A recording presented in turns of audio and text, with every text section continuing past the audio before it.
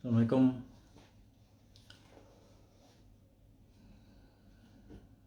Selamat malam semuanya dimanapun sahabat berada.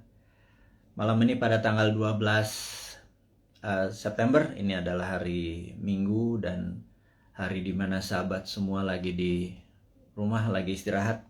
Di Indonesia waktu bagian timur saat ini sudah jam 10 malam dan waktu Indonesia bagian tengah sudah jam 9 dan waktu Indonesia bagian barat jam 8 malam. Saat ini kita akan mulai sebentar lagi untuk memberikan informasi yang insya Allah cukup bermanfaat buat sahabat semua. Ada banyak informasi yang saya menganggap penting untuk kita share. Mulai dari masalah COVID gitu ya. Kemudian PPKM yang kita berharap sudah bisa turun. Dan masalah internasional, ada Taliban, Amerika, Tiongkok. Itu penting sekali karena kita mungkin satu-satunya warga negara Indonesia yang mempromosikan tentang geopolitik dan geostrategi versi kekinian. Jadi saya berharap Anda bawa bolpen, bawa kertas, merekam, dan apapun itu, tolong nanti kalau direkam edisi yang awal ini tolong di-cut ya. Karena di sini mungkin hanya informasi-informasi awal sambil menunggu sahabat-sahabat semua untuk bergabung dalam beberapa menit lagi. Alhamdulillah sudah 2.700-an yang bergabung. Saya pikir kalau kita menunggu beberapa menit lagi, informasi penting dari dan untuk sahabat semua bisa didengarkan lebih banyak sahabat lagi. Sambil menunggu, suara saya mohon dicek. Kalau kurang keras saya akan tinggikan volume speakernya. Kalau cahayanya kurang terang tolong dikode dengan jempol dan lain sebagainya. Saya menggunakan speed dan suara yang sangat pelan, jadi kalau suara di sini sudah terdengar, saya pikir akan menggunakan intonasi seperti pada saat ini. Jadi tidak berapi-api, juga tidak letoy seperti pejabat-pejabat yang ada pada saat ini. Kita juga nggak mau berapi-api, ntar disangka kita mau kampanye gitu ya. Jadi kita tahu, kita sebelum mulai kita membahas beberapa poin yang saya akan ceritakan. Nomor satu, mungkin kita akan cerita tentang Westphalian. Ini ada pelajaran sejarah. Kemudian tentang solusi dari COVID, tapi bukan orang yang terpapar COVID, tetapi tentang long COVID. Ini juga penting untuk kita diskusikan sebentar lagi. Jadi sahabat semua, kita sudah 3.500. Baik. Assalamualaikum warahmatullahi wabarakatuh. Dimanapun sahabat berada yang hari ini merelay atau menonton atau menyaksikan Bosman Live yang akan menceritakan hal-hal yang menarik pastinya karena sudah lama kita tidak mengudara dan men-share. Jadi ada informasi nomor satu adalah tentang hilangnya akun YouTube dari Bosman. Ini menarik nih. Ini menarik. Jadi sahabat semua, akun YouTube Bosman beberapa saat yang lalu pernah hilang. Itu adalah setelah kita mendapatkan lebih dari 10 kali peringatan. Ternyata akun kita hilang. Dan saya ingat peristiwa hilang itu kita menuntut atau appeal dalam bahasa hukumnya. Kita menuntut keadilan dengan YouTube Indonesia dan YouTube internasional, dan juga kita berpikir lalu di situ didapat bahwa YouTube Bosman didapat informasi yang mengandung hoax, fake, dan disinformasi. Jadi dari 600, nggak nyampe waktu itu 500 sekian video dianggap mengandung hoax, mengandung fake news atau informasi yang fake dan disinformasi yang salah. Itu kita menarik karena kita melihat informasi yang sama di tempat lain tidak didapat kritik. Ternyata kita baru sadar bahwa sistem algoritma dari sosial media, entah itu YouTube, IG, Facebook, Twitter, dan lain sebagainya, ternyata mereka kalau mendapatkan komplain dari 1-2 orang, mereka tidak peduli. Tetapi kalau komplainnya sampai 1000, mereka memperhatikan, bahkan algoritma robotnya langsung memperingati sosmed yang diserang dalam tanda petik. Nah, rupanya kita mendapatkan serangan dari ribuan akun-akun yang menyatakan video-video narasi Bosman mengandung hoax, fake, dan disinformasi terhadap itunya. Nah, ini menarik karena sistem algoritma dari sosmed tersebut ya langsung aja men-take down semuanya. Dan tapi itulah kebebasan berpendapat. Kita tahu bahwa saya ingat salah satu tim kita, Pak, yang punya YouTube kan Google, Pak. Bagaimana kalau kita appeal atau mencoba bertanya ke Google gitu ya. Nah, menarik. Kita melakukan appeal, kita berdiskusi bahwa tolong dicek dari 600 video Bosman tersebut, yang mana yang Anda anggap fake, yang mana yang Anda anggap hoax, yang mana yang Anda anggap disinformasi. Kita mau menantang atau men-challenge. Saya ingat peristiwa itu adalah hari Minggu jam 1 malam. Jadi hari Sabtu di Amerikanya jam 1 siang. Kita appeal selama beberapa jam, dan kemudian alhamdulillah jam 4 pagi itu YouTube kita on lagi gitu ya. Dan kita mendapat peringatan. Nyawa kita hilang 1, kalau 0 maka akan hilang selamanya. Dan sejak saat itu kita terpikir bahwa suatu hari, karena mereka para buzzer ini sudah tahu bagaimana membungkam video-video kita, maka kita sudah yakin bahwa video kita akan dibungkam untuk selamanya. Dan makanya kira-kira tak lama setelah itu kita melakukan bukan konferensi pers, tetapi kita naik ke live YouTube, live IG. Kita mengatakan bahwa sahabat semua, Anda diizinkan untuk re-upload atau ambil semua informasi tadi, naikkan ke YouTube channel Anda atau ke sosial media Anda. Kalau Anda mendapatkan AdSense, Anda mendapatkan benefit iklan, apapun ambil 100%. Tapi mohon jangan menggunakan nama yang menjadi trademark dari Bosman, seperti nama Bosman, Mardigu, Wowi, Sontoloyo, dan lain sebagainya. Anda semua mengerti. Lalu kita melakukan hal yang seperti rutin kita lakukan. Kita memberikan pelajaran-pelajaran yang mungkin lebih spesifik. Kita memberikan julukan kepada orang-orang yang setuju dengan prinsip kita dengan nama New Mind. Sekarang pertanyaan, New Mind itu apa? New Mind adalah yang mereka mempunyai pemahaman terhadap New Economic Model. New Economic Model. Kita adalah kaum secara ekonomi tidak lagi berkiblat pada Adam Smith dan Keynesian. Kita menyebut diri kita adalah post-Keynesian atau Keynesian yang sudah kita lewati. Dan mazhab kita ini dipakai oleh Michael Hudson atau Hudsonian.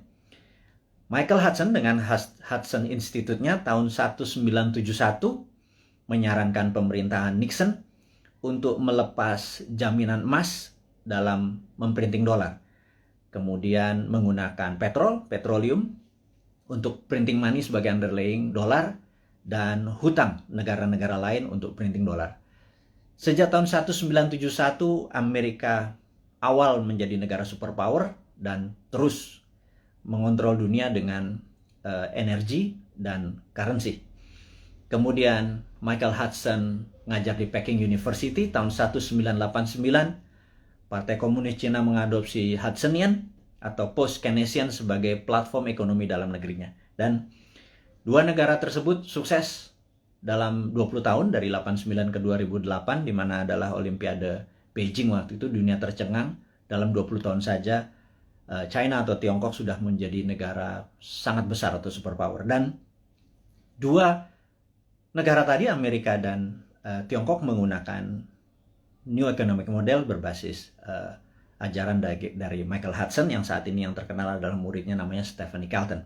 Dan itulah orang-orang yang kalau nanti 2024 kita mendapatkan kepercayaan, mungkin penasihat ekonomi kita adalah Michael Hudson dan Stephanie Kelton yang akan membawa Indonesia menjadi punya model baru, New Economic Model, di mana kita mungkin negara kita tidak ada interest atau bunga lagi, pajak turun gitu ya, berbeda dengan sekarang yang pajaknya naik.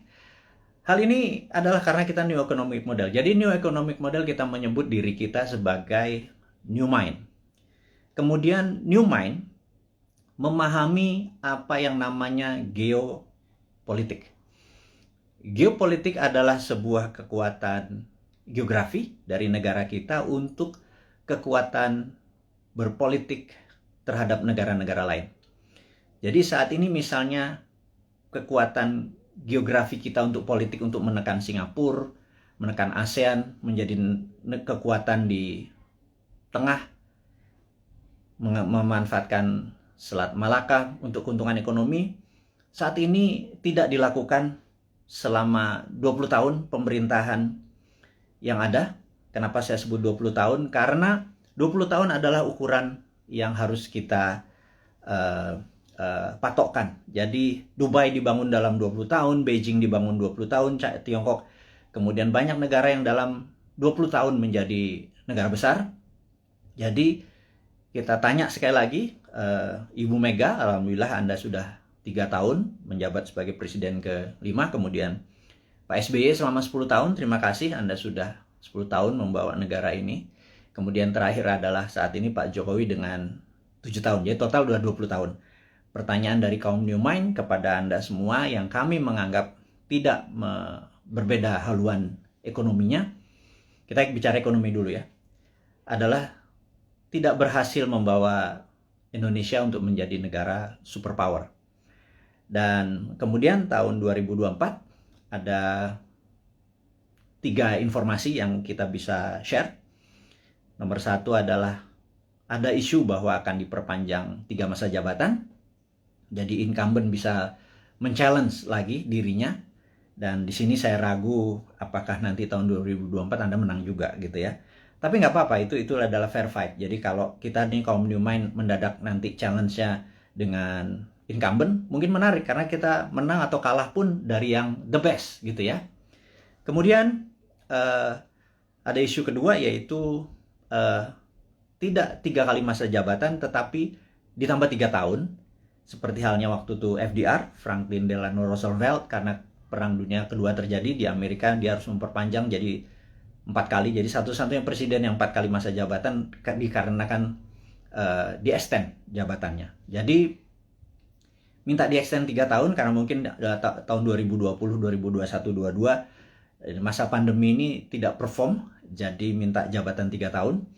Dan baik itu jabatan 3 tahun ditambah, walaupun nanti 5 tahun lagi, atau 3 kali masa jabatan, itu keduanya harus MPR putuskan dan DPR. Jadi saya yakin Anda bisa lakukan karena DPR saat ini sudah Anda kuasai, ditambah PAN bergabung, jadi udah 82% suara Anda. Pasti Anda bisa ubah ini semua semau-mau dan sependapat Anda. Nggak apa-apa, itu free fight, itu pasar bebas, itu adalah demokrasi, kita nggak perlu marah. Selama ini adalah kemufakatan dari beberapa pejabat di atas sana. Jadi selama kita bisa bertanding nanti di 2024, ya kita nggak apa-apa juga mau itu 3 kali masa jabatan. Tapi ya kalau diperpanjang 3 tahun itu berbeda gitu ya. Kita akan bertemu di 2027 gitu ya. Nah, dengan masuknya PAN, kayaknya konstelasi politik bergeser. Apakah PAN masuk kabinet seperti informasi yang kita ketahui? Apakah Pak Zul masuk atau Mas Trisno Bahir masuk? Mungkin Menko Kesra, saya nggak tahu. Saya cuman mengira-ngira aja. Kemudian Pak Hadi, Panglima kita yang mendekati masa pensiun, apakah dia masuk kabinet? Atau penggantinya di Panglima bisa Pak Andika? dari darat. Kalau ini merasa darat lagi, mungkin Angkatan Laut yang masuk, dan Pak Andika bisa juga digeser ke BIN. Apapun itu, tujuannya saya tahu bagaimana, atau kita tahu bagaimana membuat negara Indonesia ini berdaulat. Saya tidak menentang, atau kami New Mind tidak menentang. Yang jadi pertanyaan adalah, apakah kalian bisa membuat negara Indonesia menjadi negara superpower di tahun 2045 atau 24 tahun dari sekarang? Jadi apapun itu, kita lihat langkahnya hanya menaikkan pajak, kemudian berhutang, dan membangun hal-hal yang menurut beberapa orang tidak produktif. Kalau jalan tol, infrastruktur, oke lah. Walaupun dalam sebuah buku yang saya lupa, currency, saya nanti inform,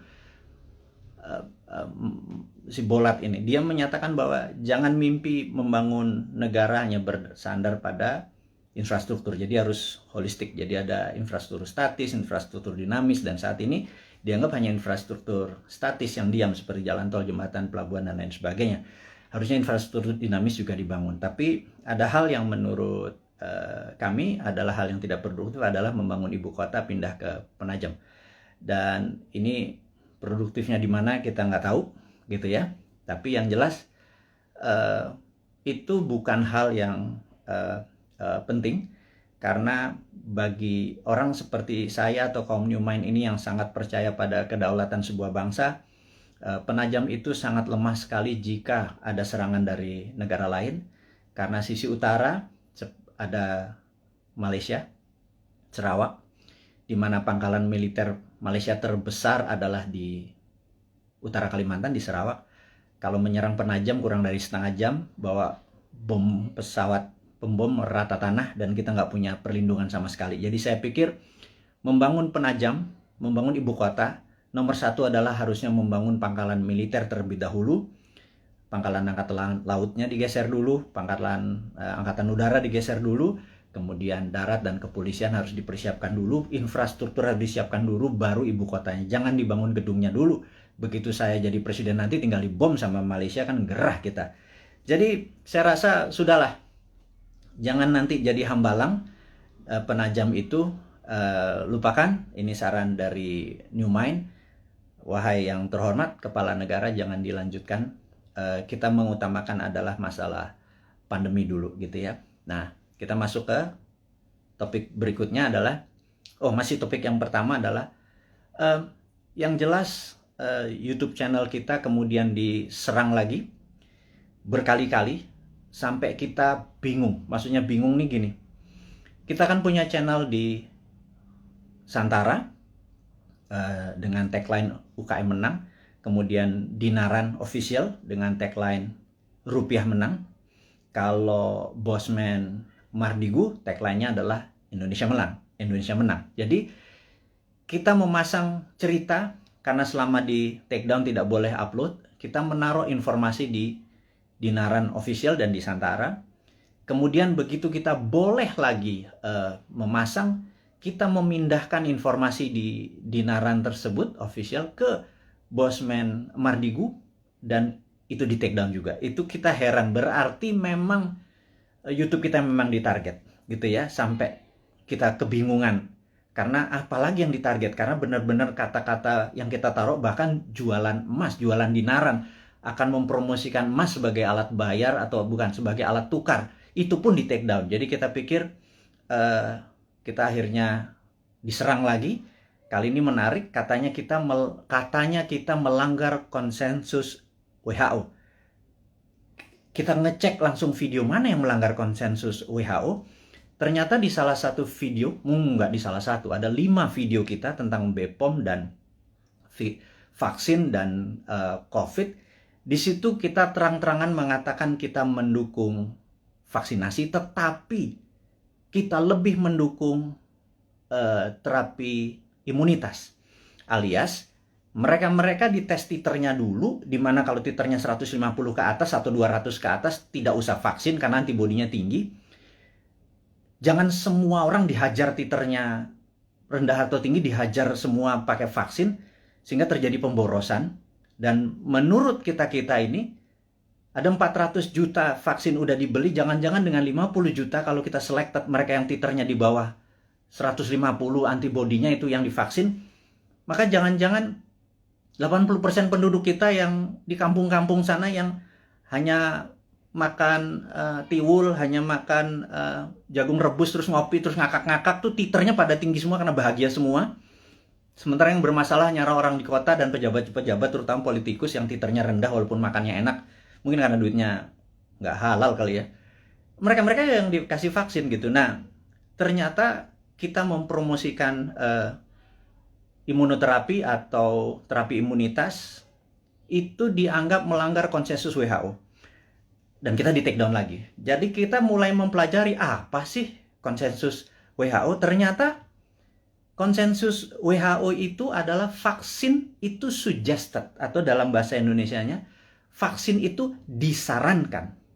Sementara kayaknya nih ya, pemerintah kita kayaknya, sekali lagi ya, mohon maaf nih, kayaknya, kalau Anda marah, Anda geeran, atau Anda baperan.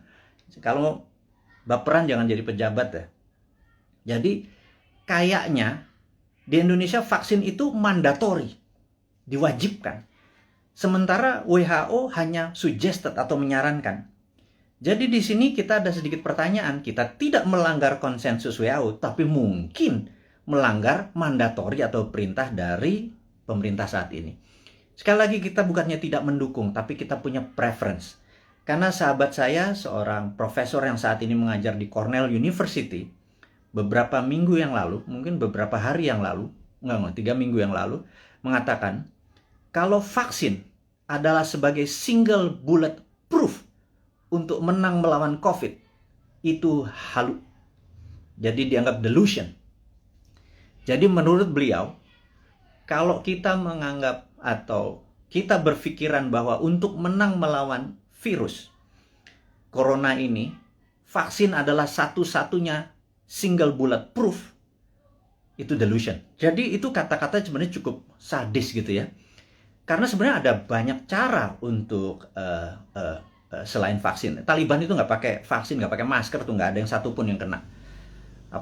Taliban, COVID-nya takut sama Taliban. Itu aja berpikir sangat sederhana. Nah, jadi sahabat semua, akhirnya kita singkatnya adalah di take down forever, permanen. Jadi mendengar hal itu terjadi, RIP, rest in peace, kita dalam waktu 4 jam langsung membuat Bosman Mardigu official. Dan entah bagaimana, tahu-tahu ada 5-6 akun mirip-mirip, ada Mardigu Wowi official, Mardigu Bosman Mardigu unofficial. Apapun itu, saya minta dengan segala kerendahan hati dan dengan segala hormat Anda untuk mengganti dengan nama, jangan pakai trademarknya Bosman. Sekali lagi, saya dengan hormat memohon Anda untuk mengganti. Karena saat ini orang begitu membuka akun tersebut, menjadi tidak terdistract gitu ya, dengan penampilan Anda tersebut. Saya tahu niat Anda baik, tetapi saya sudah wanti-wanti, jangan pakai nama trademarknya Bosman, tapi videonya Anda upload, Anda re-upload, Anda share, Anda berhak atas itu semua. Tidak ada hak paten atau right yang saya tuntut, tidak ada. Tetapi jika ada orang keberatan, sayalah keilmuan tersebut yang akan dipertanyakan. Jadi Anda tidak akan bertanya. Jadi sekali lagi, saya mohon maaf untuk Anda. Saya minta dengan segala hormat untuk mengganti channel tersebut, sehingga Bosman Mardigu official adalah satu-satunya akun. Dan ke depan kita akan punya gaya lain, punya genre lain, punya aliran lain, demi membuat Anda semua mengerti otot atau muscle knowledge atau otot bernegara yang lain yang akan kita ajarkan, yang akan membuat kita menjadi negara besar superpower di 2045. Dan di sini Anda akan selalu mendengarkan kata-kata berulang, yaitu new mind, 1. Nomor 2 adalah 024, di mana kita target 024 adalah new mind, sudah mendapat mandat. Itu bukan berarti Bosman atau seorang Mardigu menjadi presiden, tapi kita berharap dalam 3 tahun ke depan, ya, kemarin kita udah punya 100 71 juta viewer. Kalau satu orang menonton 10 video Bosman, maka ada 17 juta sahabat Indonesia yang sudah menonton video Bosman. Kalau kita menarget 1 miliar viewer dengan teman-teman ada sekitar 100 akun bersama-sama, kalau 1 miliar viewer ditonton, maka kalau satu orang nonton 10, ada 100 juta warga Indonesia sudah terkena dengan New Mind. Saya harapkan secara pribadi 70% menerima konsep tersebut. Kalau 70% menerima konsep tersebut, ada sekitar 70 jutaan orang. Itu sudah hampir 50% dari mata pilih di 2024. Dan inilah yang menentukan course atau Indonesia mau kemana nantinya. Maksudnya begini, sahabat semua, sahabat muda, saya mengkhususkan Anda yang berjiwa muda dan masih muda yang saat ini umurnya 40 tahun paling tua atau 40 tahun ke bawah. 3 tahun lagi paling tua adalah 43, 45 mungkin ya. Dan Anda yang berusia 45 tahun ke bawah, di tahun 2024 Anda adalah merupakan 71% mata pilih. Sebenarnya Anda lah yang menentukan negara Indonesia ini mau kemana. Masih bergantung pada IMF? Monggo. Masih berhutang? Monggo. Pilih aja siapa-siapa yang kira-kira mirip-mirip dengan genre-genre atau aliran 3 presiden terakhir. Pak Bu Mega, Pak SBY, dan Pak Jokowi gitu ya. Atau Pak Jokowi itu sendiri. Jadi, kalau Anda masih mau miring ke Tiongkok, pilihlah yang kita sebut para old mind. Jadi, kalau nanti di 2024 Anda masih memilih old mind, ya nggak apa-apa juga gitu ya. Ya sudah, saya secara pribadi tidak kalah, tidak menang. Tapi saya akan bilang ke anak cucu kita atau kita semua ya saat ini yang hampir 7.000 sahabat yang saat ini bersama-sama menonton live IG-nya Bosman ini. Saya mohon dengan amat sangat Anda fight untuk hak Anda, Anda fight untuk cucu turunan Anda, sehingga nanti Anda berkata bahwa anakku atau cucuku, dulu Eyang, dulu Mbah, dulu Pak Ade, dulu apapun itu, kita fight untuk membawa Indonesia dengan memberi pelajaran baru supaya Indonesia menjadi negara berdaulat superpower di 2045. Tapi kami kalah. Di 2024 ternyata yang dipilih adalah old mind juga. It worth a fight. Jadi kita bisa punya cerita bahwa been there done that, ya gue kalah gitu ya. Tapi kalau kita menang, percayalah, New Mind akan membuat Indonesia menjadi negara superpower di 2045. Detailnya kita selalu urai di dalam 1000 video ke depan, dalam 3 tahun, 1000 itu hampir 3 tahun. Itu akan mengurai dengan rinci apa yang harus kita lakukan mulai dari sekarang sampai 2024, dari 2024 sampai 2045. Kita rinci bagaimana Indonesia untuk menjadi negara superpower year to year-nya. 2025-nya ngapain, 2026-nya ngapain. Saya tidak yakin bahwa satu orang pun yang saat ini mencalonkan atau ingin menjadi presiden atau menjadi wakil presiden di 2024 punya konsep untuk membuat Indonesia menjadi negara superpower. Saya ragukan itu. Karena yang mereka lakukan adalah populerisme. Ingin menjadi populer, dengan populer mereka diharapkan mengambil hati rakyat terus mereka memilih. Yakin kita nanti begitu dia jadi, dia bingung mau diapain negara ini gitu ya.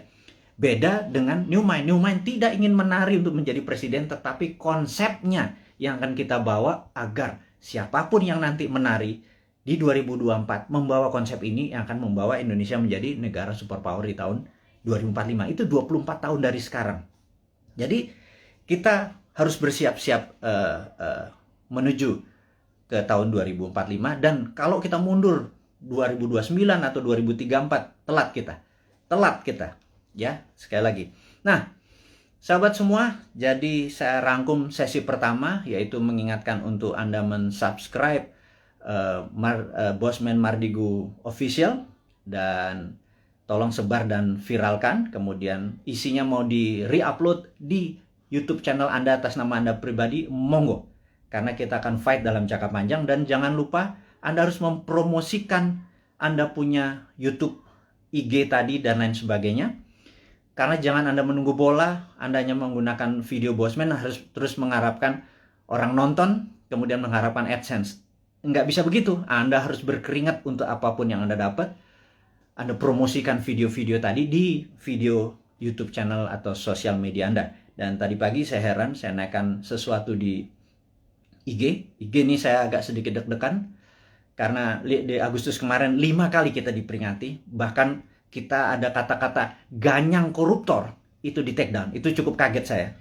Jadi rupanya apapun yang ditulis di caption oleh Bosman, bahkan video dari orang lain yang penontonnya cuma 300, kita ambil, kita upload di tempat Bosman, toto dalam 1 jam ada 100.000 viewer, captionnya kita mungkin berbeda dengan yang lain, toto di take down. Jadi tadi pagi di take down lagi, cukup kaget saya. Dan kalau itu di take down lagi membuat resiko IG kita yang 2,1 juta follower ini juga beresiko seperti 1,5 juta subscriber dari YouTube. Jadi, tapi apakah kita akan give up atau menyerah? Sahabat semua, perjuangan kita tidak akan pernah menyerah walaupun kita mulai dari nol lagi, tetapi ilmu-ilmu kita dan ini pelajaran-pelajaran kita akan terus berikan. Kita tidak melawan, tetapi kita akan bekerja dengan dengan semangat kaum New Mind. New Mind itu nggak ada matinya. Die hard New Mind itu nggak ada matinya. Nah, sahabat semua, kita akan membicarakan topik baru yang namanya long COVID. Jadi, sahabat semua, Anda tahu bahwa saya terpapar di bulan November tahun lalu. Kemudian 9 hari saya di rumah sakit, kemudian pulang. Muscle saya bisa dikatakan shrinking atau mengecil hampir 10-20%. Sehingga sejak bulan Januari saya ada personal trainer hanya untuk membuat muscle saya bergerak. Jadi Anda akan lihat ini saya agak kurus, muka saya agak tirus dan lain sebagainya. Karena muscle saya hilang, asam amino saya seakan-akan dimakan oleh COVID tadi. Dan di sini ada hal yang baru. Ternyata saya mengalami apa yang namanya long COVID, dan alhamdulillah saat ini sedang mengalami terapi dengan stem cell dan growth factor. Ini yang saya akan menceritakan sedikit. Apa itu long COVID gitu ya. Jadi sahabat semua, kalau ada pencuri masuk ke sebuah rumah, pencuri itu ingin mencari emas, uang, ATM, kunci mobil, dia bongkar lemari, dia bongkar kulkas, dia bolak-balik sofa, dia apapun dalam rumah itu berantakan. Dan ketika keluar dari rumah tersebut, ada polisi yang menembak mati. Matilah pencuri tersebut. Tetapi rumah yang tadi dia masuki sudah berantakan. Itu dikatakan badai sitokin. Dan badai sitokin ini memakan waktu untuk penyembuhannya. Karena itu, efek ini disebut atau dinamakan long COVID. Sayangnya ini belum dipromosikan dengan detail dan banyak tentang long COVID. Maka dengan segala kerendahan hati, Bosman adalah orang yang awal-awal menceritakan tentang long COVID. Jadi ada yang efeknya setelah 3-4 bulan, mereka mendapatkan rambutnya rontok. Atau lelo, agak lupa terus lemot otaknya. Ini kok gue ke lantai 2 mau ngapain ya gitu ya. Kemudian ada yang gulanya yang biasanya normal 100, toto menjadi 300. Atau asam uratnya naik, atau setiap malam berdebar-debar gitu ya. Sahabat semua, ada 4 juta saudara kita terpapar COVID dan menjadi penyintas, sudah sembuh dari COVID-nya. 50% katakanlah yang 2 juta itu menjadi normal kembali, tetapi yang 2 juta ini saat ini mengalami efek long COVID mulai dari yang kecil sampai yang severe atau yang parah. Dan sebagaimana kita ketahui bahwa 90% korban meninggal karena COVID-nya sudah negatif, alias kena badai sitokin atau organ-organ tubuhnya terkena pengaruhnya tadi. Jadi sahabat semua, bagaimana solusi long COVID ini gitu ya. Saya akhirnya sangat serius mendalami ini. Saya bergabung dengan beberapa dokter yang saya anggap mereka adalah pejuang-pejuang kesehatan. Kami memfokuskan dengan stem cell dan growth factor. Dan alhamdulillah, siapapun yang terkena COVID, kami injeksi, kami tidak minta bayaran. Siapapun yang terkena long COVID, kami injeksi, tidak meminta bayaran. Dan saat ini Anda bisa cek di YouTube channel yang nanti akan kita sebarkan dan di IG. Siapapun yang terkena ingin menggunakan stem cell dan growth factor, dan ini cukup mahal. 1 injeksi itu 1 juta rupiah, saya nggak peduli. kita sudah hampir 3.000 orang kita lakukan dan alhamdulillah sudah hasilnya sangat positif dengan tingkat kesuksesan 98%. Ini akan kita promosikan besar-besaran sebentar lagi. Tentunya setelah kita masih terbatas, tapi ini adalah penyelidikan yang sudah 5 tahun berjalan. Kita gaspol, intinya adalah kita ingin berkontribusi, kita harapkan 1 juta orang. Entah itu yang terpapar atau kena long COVID, kita kasih free. Ini proyek agak utopia, agak gila sedikit, tapi itulah New Mind.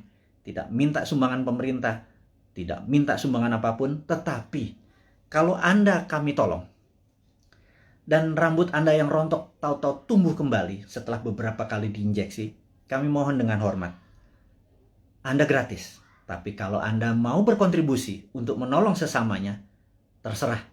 Mulai dari 0 sampai tak terhingga, Anda lakukan pembayaran atau tidak sama sekali, kita nggak peduli, kita punya cara lain. Jadi intinya adalah stem cell dan growth factor ini akan menjadi senjata kita untuk menolong teman-teman yang long COVID. Saya tahu di antara 6.000 saat ini hampir 7.000 ada mereka yang jadi yang saat ini gue deg-degan kalau malam itu jangan-jangan long COVID karena gue udah penyintas COVID. Ini yang membuat gula gue naik, ini membuat dimmer gue naik dan lain sebagainya. Yuk kita diskusi lebih detail lagi tentang hal ini. Anda boleh DM atau nanti komen di IG kita atau di YouTube channel kita, karena kita akan merinci sekali lagi. Jadi ini berbeda sekarang YouTube-nya dengan YouTube yang dulu. Kita akan lebih banyak kontribusi-kontribusi ini, tapi bukan hadiah-hadiah, tetapi benar-benar ingin penyembuhan masalah COVID dan long COVID ini. Ini sedikit kontribusi dari kaum New Mind. Dan bagi mereka yang sehat, supaya tidak terpapar, kita adalah orang yang ingin imunitas kita tinggi. Kita ada immodulator. Ini juga free. Kita akan kasih semua orang. Ini berbahan baku juga ada stem cell dalam tanda petik yang kita keringkan dicampur dengan herbal. Ini juga gratis. Kalau Anda minta immodulator, kita kirim dimanapun, tapi ongkos kirimnya Anda tanggung kalau itu di luar Jakarta. Kalau di Jakarta ambil sendiri. Nanti tempat-tempatnya kita kasih tahu, ada yang di Citos, ada yang di Senayan dan lain sebagainya. Itu detailnya. Immodulator ditargetkan adalah mereka yang ingin titernya atau antibodinya tinggi, atau mereka yang dalam proses penyembuhan setelah recover dari COVID. Sekali lagi, kita akan menyiapkan immodulator. Namun kalau long COVID tadi yang stem cell dengan growth factor, kita injeksi ke muscle atau daerah bokong gitu ya, akan kita masukkan. Oke, itu adalah informasi kedua, sahabat semua. Yang ketiga adalah sahabat saya, seorang profesor filosofi, guru besar universitas cukup terbesar di Jawa Tengah, tadi pagi menyatakan, Mas Mardigu, sampean ini memang gila katanya. Anda benar-benar mendeklar diri Anda sebagai Westphalian. Saya begitu dikatakan saya sebagai Westphalian ini saya tertawa.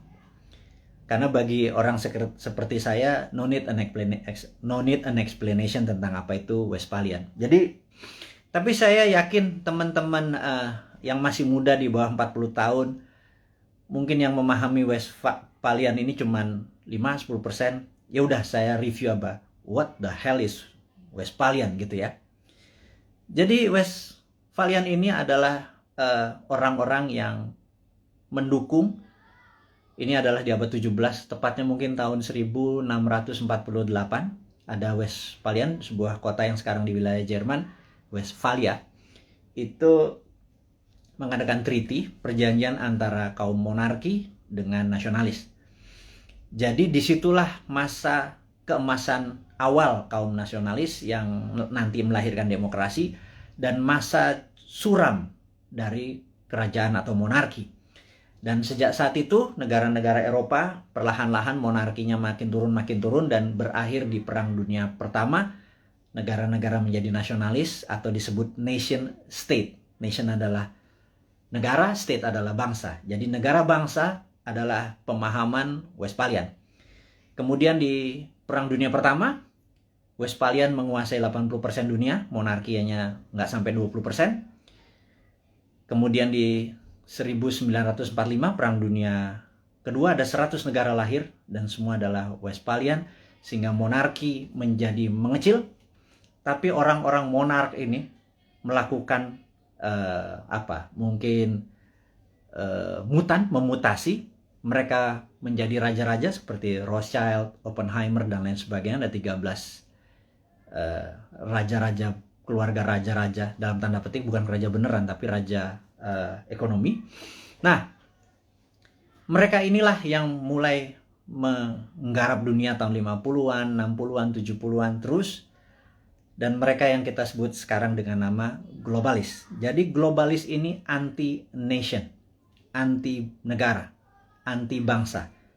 Globalis hanya peduli pada NIK, nomor induk kependudukan. Mereka hanya peduli pada numbers dan sertifikasi.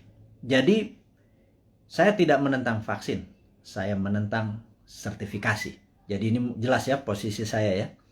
Saya anti sertifikasi, saya anti dimonitor, saya anti diikuti, dibedah. Kita kemana aja, masuk ke mall, keluar mall, masuk ke sini, kita dibedah, kita diikuti, dan ada nomor serinya. Itu adalah cita-cita globalis dari dulu. Kita sebagai kaum Westphalian yang nasionalis patriotik, kita menganggap bahwa mereka adalah common enemy atau musuh bersamanya. Dan globalis ini di belakang Tiongkok dan di belakang Amerika dan negara-negara lemah. Jadi kita takutkan negara tetangga ini sudah terpengaruh dengan globalis, sehingga kita kaum nasionalis, kaum Westphalian ini ya dibungkam, entah di YouTube-nya, entah di IG-nya, atau kita dibungkam karena mereka tidak ingin semangat nasionalis seperti yang Pak Karno promosikan menjadi penghalang kesuksesan mereka mensertifikasi dan memberikan numbers kepada penduduk dunia. Tapi kata-kata guru besar tadi tentang kita adalah Westphalian dan diserang untuk dibungkam membuat saya tertohok. Intinya adalah benar juga ya. Jangan-jangan itu yang terjadi. Tapi apapun itu, kedepannya kita akan terus memberikan informasi kepada sahabat semua dimanapun Anda berada dengan ilmu-ilmu kekinian yang tujuannya adalah Anda di tahun 2024 yang 71% ini, saya minta dengan hormat menentukan apakah Anda mau membuat Indonesia menjadi negara superpower di tahun 2045 atau Anda tetap ingin Indonesia menjadi negara mediocre seperti saat ini di tengah-tengah dan di trap. Kena debt trap, kita nggak bisa kemana-mana, siapapun jadi presidennya, menjadi pemimpinnya, terborgol sampai tahun 2045.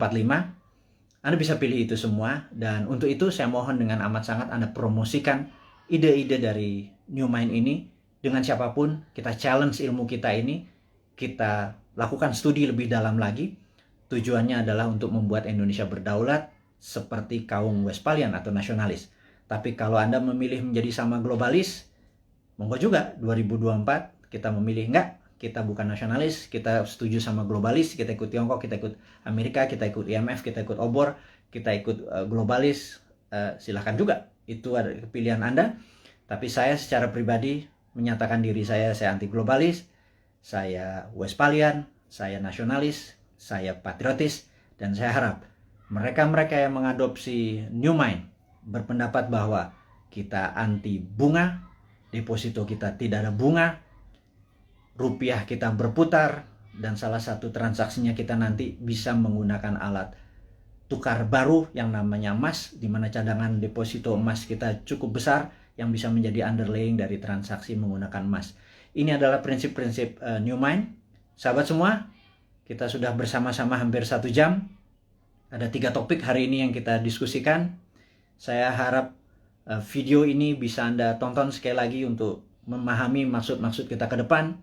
Kita tidak anti vaksin, kita anti sertifikasi, kita dukung pemerintah dengan vaksinasi, kita dukung dengan strategi menyelesaikan masalah long COVID dan COVID dengan saat ini kita menggunakan stem cell dan growth factor, dan itu sifatnya free, kita dukung. Jadi kita menganggap bahwa vaksin sebagai single bullet proof itu harus ada solusi lain, jangan satu-satunya vaksin, yaitu kita menggunakan solusi dengan stem cell dan growth factor. Yang kedua, kita mengingatkan ada yang namanya long COVID. Long COVID adalah efek setelah terpapar COVID yang saat ini kita duga ada 2 juta sahabat kita, mulai yang terkena dari yang paling ringan hingga yang paling berat. Dan ini akan kita gratiskan semua pengobatannya, dan nanti diskusinya kita ada di DM di sosmed kita atau nanti akan informasikan ke YouTube. Terus subscribe YouTube kita, perbanyak YouTube kita, informasinya semua ada di sana. YouTube kita akan menjadi baru, sosmed kita akan menjadi baru dengan tujuan untuk menjadikan Indonesia baru. Akhirul kalam, saya ucapkan terima kasih atas perhatiannya. Mohon maaf lahir batin. Wassalamualaikum warahmatullahi wabarakatuh.